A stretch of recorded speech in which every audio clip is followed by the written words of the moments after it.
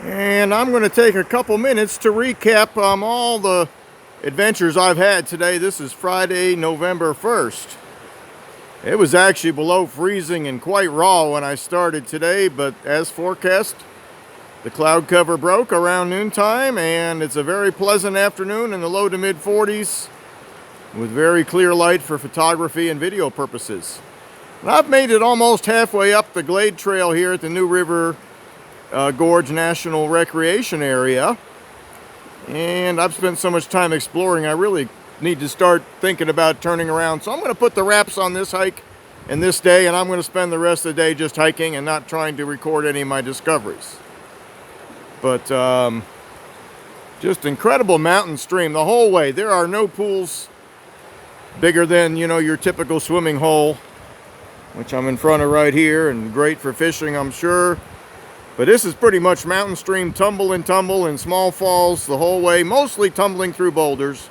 I've only found 2 small waterfalls, but the lighting on one of them was so bright I couldn't have got it. It was in the shade and I was in the sun, so it's going to have to wait to be filmed for another day. I got the New River Gorge map here, and it's a large area, probably 30 miles from one end to the other. The north end, you'll see a black line. That's the Route 19 bridge, which is 800 and some feet above the water. It is a true gorge at that point with sandstone cliffs and rock climbing routes everywhere. As you come south or upriver, the gorge actually becomes more of a valley. It doesn't have the cliffs that are continuous. It's a different rock layer down here. And it's still a gorge. It isn't quite as rugged or boulder strewn as it is on the northern end. But what I did this afternoon from noon till about 3 was started here at the, there's like a campground symbol there, and followed this yellow line, which is the Glade Creek Trail. It's the old railroad grade. I was off of it more than I was on it. I found a waterfall where I've got it marked right there. That is called Second Run. I can tell that's the stream. There was 2 choices, but the only one that was in the shadow of a mountain was Second Run. The other one would have been in daylight. This one, there's a mountain just to its south that was creating the shadow that allowed me to film that.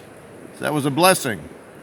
A little further up from that, there's a bridge where the trail actually crosses the stream. I haven't got there yet, but I'm going to probably make that my turnaround point and just walk back the last mile, or 3 miles. I believe that bridge is 3 miles out from according to the trail guide. And boy, if you really want to see a bridge, follow this trail the whole 6 miles up. Interstate 64 is 700 feet above the water. At that point, it's one of the largest interstate bridges in the country as far as the height goes. So that's what we got here. I also have this Piney Creek from this morning highlighted.